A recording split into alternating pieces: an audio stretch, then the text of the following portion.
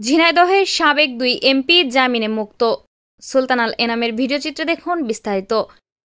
ঝিনাইদহ 1 আসনের আওয়ামী লীগ দলীয় সাবেক সংসদ সদস্য নায়েব আলী জোয়ার্দ্দার ও ঝিনাইদহ 2 আসনের আওয়ামী লীগ দলীয় সাবেক সংসদ সদস্য তাহজিব আলম সিদ্দিকী শমী অন্তর্বর্তী জামিন পেয়েছেন।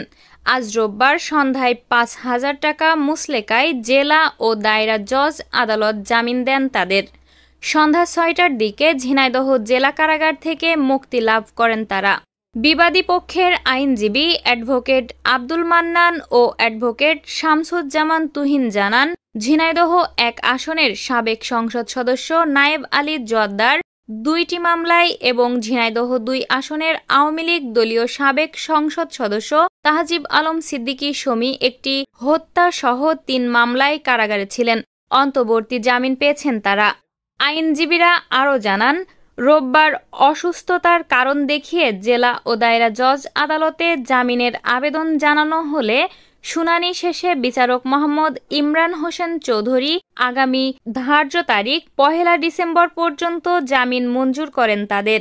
উল্লেখ্য, ঝিনাইদহ জেলা বিএনপি কার্যালয় ও জেলা বিএনপি সভাপতি এম এ মজিদের বাড়ি ভাঙচুর, অগ্নিসংযোগের ঘটনায় দায়ের করা পৃথক 2টি মামলায় নায়েব আলী জোয়ার্দ্দারকে 12 সেপ্টেম্বর নিজ বাড়ি থেকে এবং তাহজিব আলম সিদ্দিকী শমীকে জামায়াতকর্মী ঝিনাইদহ আলিয়া মাদ্রাসার শিক্ষক আব্দুল সালাম হত্যা সহ 3 মামলায় 7 নভেম্বর সাভার থেকে গ্রেপ্তার করে র্যাব।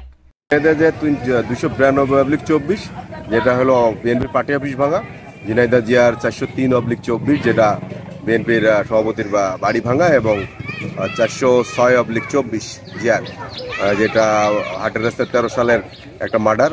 সেই মার্ডার মামলা 3টা মামলায় আজকে জামিন শুনানি ছিল।